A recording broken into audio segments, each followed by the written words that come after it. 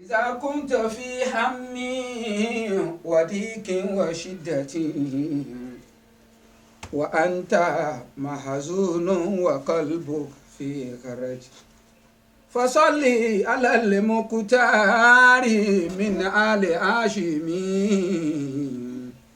كثيرا فإن الله يأتيك بالفرج كثيرا فإن الله يأتيك بالفرج.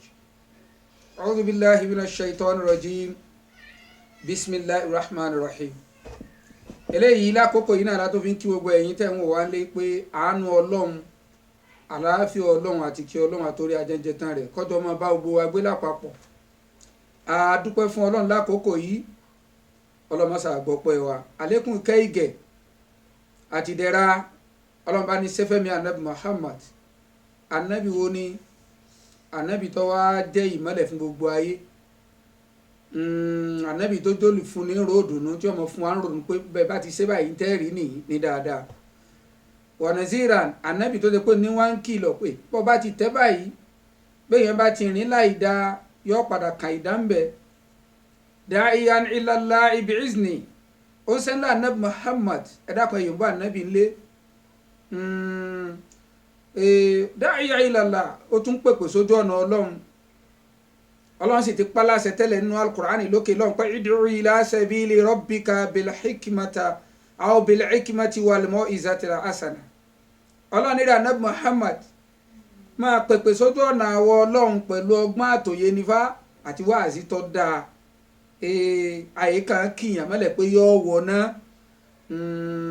Bàbá wa àgbà almarhu bàbá wa al-imam alhaj muhammadu jami Aremu Agbọ́mọjọ́, ọlọ́run bá ní sàlékún kẹ́ fún wa.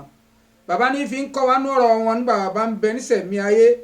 Bàbá ní àmọ́ sọ̀rọ̀ ọlọ́run ní àyè sọ̀rọ̀ ọlọ́run, àyè sọ̀rọ̀ bí ọlọ́run. Bẹ́ẹ̀ bá ti ń sọ̀rọ̀ bí ọlọ́run ní ọmọ sọ fún yàn pé ọlọ́run ló lè sọ pé èèyàn ọwọ́ náà. Àmọ́ àwọn èèyàn á transfer ọ̀rọ̀ ọlọ́run sára àwọn èèyàn pé this is what Almighty Allah said. Ọlọ́run sọ báyìí, ànábì sọ báyìí, ẹ̀dá kan yorùbá ànábì Muhammad. Lágbọ́n bá ní ọlọ́run bá ní kí ànábì yìí. Ẹni tí wọ́n fẹ́ sọ fúnra wa láàárọ̀ yìí, òun náà ni bàbá pè ní ọ̀rọ̀ àlùwàlá, ó ṣe déédéé.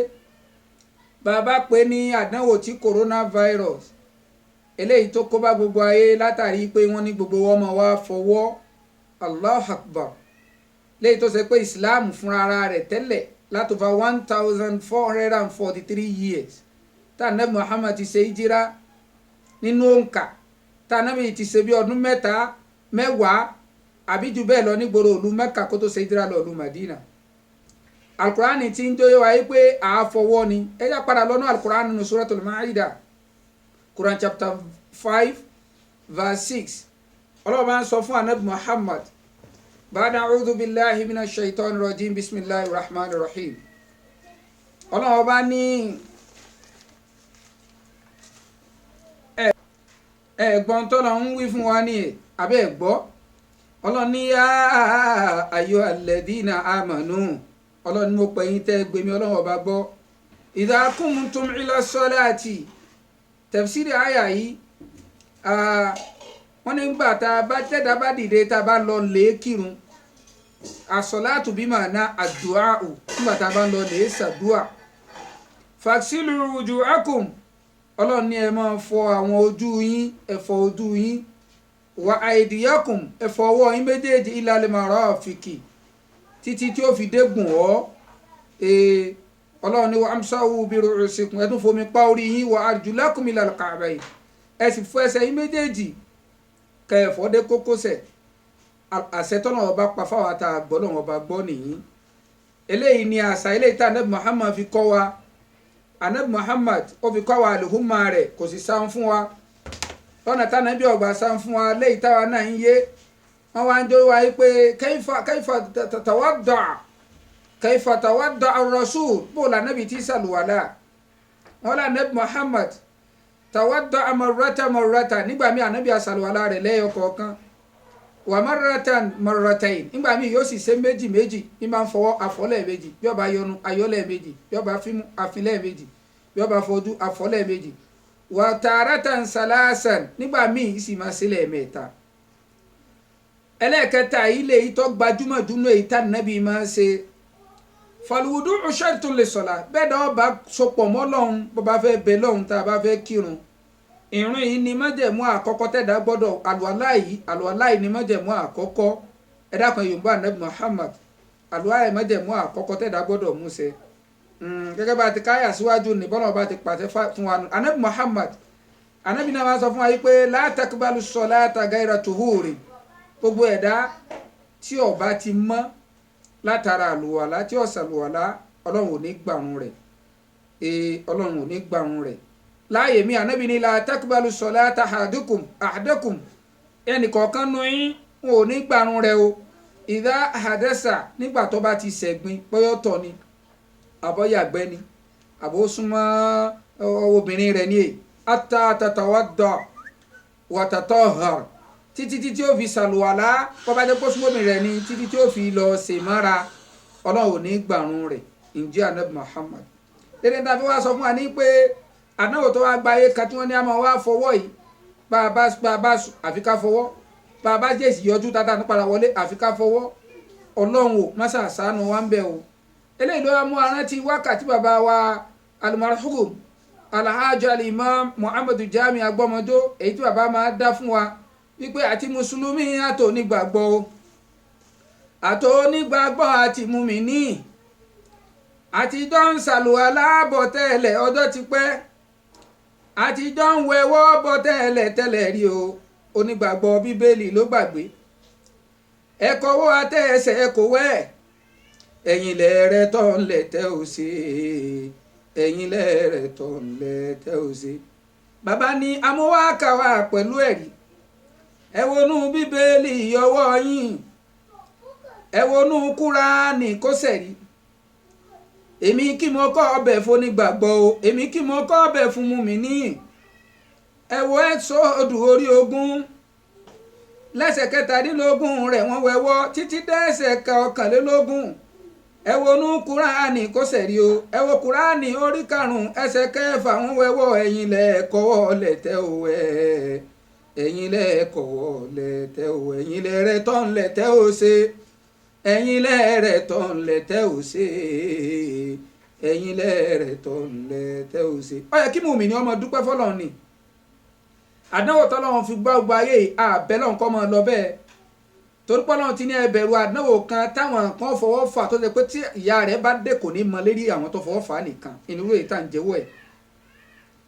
ọlọ́run sọ̀rọ̀ fún mùmínì tí ń ṣàlùwàlá ní wákàtí 5 lójúmọ́ nígbà 5 bàbá kírun àdájí á fọwọ́ wa á fọ ẹsẹ̀ wa á fọ ojú wa bálùkùránì ti pa wá láṣẹ ní ọlọ́mọṣà wọlá nẹ́bù Muhammad gbogbo èyí tí ń ṣẹlẹ̀ yìí àwọn ẹ̀ṣẹ̀ náà ní àtàìmáṣe ọlọ́run dé àwọn ìdí àwọn àṣẹ ọlọ́run kù ìní máa ń fa agbo àwọn nǹkan tí ń ṣẹlẹ̀ jákèjádò ayé yìí ọlọ́mọṣà àforí ẹ̀ṣẹ̀ jìn wá ọlá aṣáájú ẹ̀dá nẹ́bù Muhammad ọlá la hawla wala quwwata illa billahi al-aliyyil azim ẹ dákun mùsùlùmí má fàlùwàlá ṣeré ọ̀gbọ́rọ̀ ṣẹ́ńlá nẹ́bù Muhammad ni anabi ni alwudu'u ala alwudu'i kanuri ala nur bẹ́ẹ̀ yẹn bá ṣàlùwàlá tàlùwàlá ni ọba tí ìjà tó bá tún lọ lè ṣàlùwàlá mi anabi ni tá a lè fi ń tọ̀ ń wé ó dàbí ìgbà téèyàn bá mú ìmọ́lẹ̀ tẹ́ tún fi mọ́ lérí ìmọ́lẹ̀ ìtọ́mọ́ tẹ́ tún fi inú tọ́mọ́ yọ̀ mọ́ lọ ni ẹ̀ máa ti máa ṣàlùwàlá ni ẹ mẹ́jọ máa sú wa àmọ́ bàbá wa ń ṣàlùwàlá tá à ń bá ń fọwọ́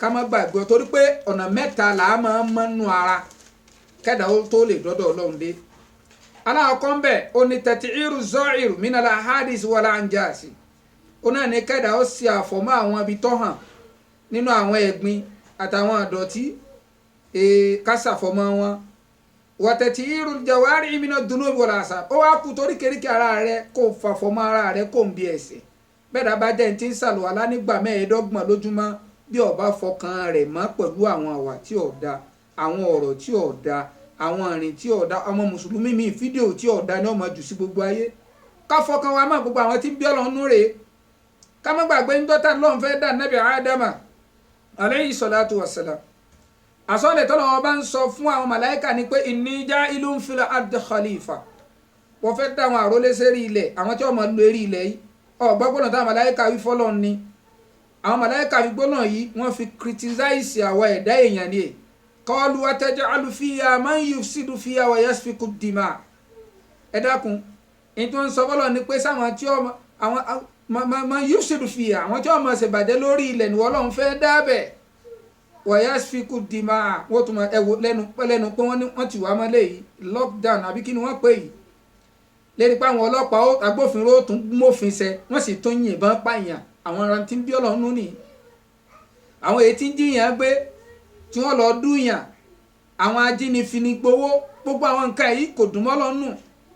Ọlọ́run wa ní inni a'lamu ma la tara ń tara ń tọ́lọ̀ ọba mà tí àwọn màláíkà ọmọ làwọn tá a bá sẹ́kù tá a bá ń ṣe dáadáa. ká gbìyànjú ẹlẹ́ẹ̀kẹta tat'irul qalbi min halaikil yani mazmuma ká fọ ọkàn wa mọ́ kó nú àwọn àwà rádaràda bẹ́ẹ̀ dọ̀ ọba fọkàn rẹ̀ mọ́ kó nú wà rádaràda tó ṣe pàṣọ lásán là ń fọ̀ ojú lásán là ń fọ̀ àfọkàn máa tọwọ́ ìmárawó déwájú Ọlọ́run ojú àánú Ọlọ́run ò ní wo orílẹ̀ Ọlọ́run má ṣàwọlá Ànábì Muhammad kọ́ láwọn ẹni Ọlọ́run tó ṣe pé wọn ò ní fìgbà kan jí láyé kó tó di pé kòrónà dé yìí wọ́n máa ṣàlùwàlá lérí àlùwàlá ni wọ́n sì máa fi sopọ̀ mọ́ Ọlọ́run. Ọlọ́run má ṣà síjú àánú rẹ̀ wáyé o Ọlọ́run má ṣà bá ní síjú àánú rẹ̀ wáyé gbogbo àwọn tí kòrónà kan lé ìwòsàn lé ara wọn Ọlọ́run bá ní wò wọ́n sàn ọlá aṣáájú ẹ̀dá Ànábì Muhammad. àìsàn ilé àìsàn gbogbo ayé ni ní nǹkan bí oṣù kan sẹ́yìn wọ́n ti Káàbà gbogbo àwọn tí máa ń ṣe umrọ̀ ráyè sí lọ́run torí pé ká má bàa kó àìsàn yìí ran ara wa látara ẹ̀kọ́ tá Ànábì kọ́ wa. ẹ̀kọ́ wo la Ànábì kọ́ wa? Ànábì ní tẹ́ bá ti gbúròó àìsàn nílùú kan ẹ má lọ bẹ̀ o báyìísàn bá sì ṣẹlẹ̀ irú àìsàn àjàkáyé yìí tó bá ṣẹlẹ̀ báyìí ìlú kan má jáde kó ń bẹ̀. eléyìí náà lọ́fà Ọlọ́run o Ramadan ní ń bọ̀ yìí àyè tá a ti ń bẹ lọ́hùn ní ń bẹ títí pa yìí Ọlọ́run má ṣà síjú àánú rẹ̀ wò wá ọlá aṣáájú ẹ̀dá Ànábì Muhammad bá a bẹ lọ́hùn bẹ̀ Ọlọ́run ọmọ ẹjọ́ lọ́hùn bá a bẹ lọ́hùn bẹ̀ Ọlọ́run ọmọ ẹjọ́ lọ́hùn ìbẹ̀ lọ́hùn tí wá ń bẹ àfi ń wà àánú lọ́dọ̀ Ọlọ́run fún wa ṣe déédéé àánú rẹ̀ ọlá la hawla wala quwwata illa billahi al-aliyyil azim. gbogbo àwọn tí ń wá nǹkan lọ́dọ̀ Ọlọ́run àfàánú rẹ̀ bíọ́ lákòókò yìí Ọlọ́run má ṣà bá ní fún wa ọlá gbólóhùn tó ti bila tọ́làbí tògìní bila sábàbí tubudila ajaiba bitakiri bima bauda tubudila ajaiba bitakiri bima bauda. gbogbo àwọn ọmọ ìyá wa tí wọ́n bá ń bùkátà pé àwọn fẹ́ mọ̀ wá àbáwọn fẹ́ rí wa ẹ dákun ẹ̀rọ ìbánisọ̀rọ̀ wa ní 08069574164. wasalaamu alaykum wa rahmatulahi wa barakatuh. jazakumullahu khairan.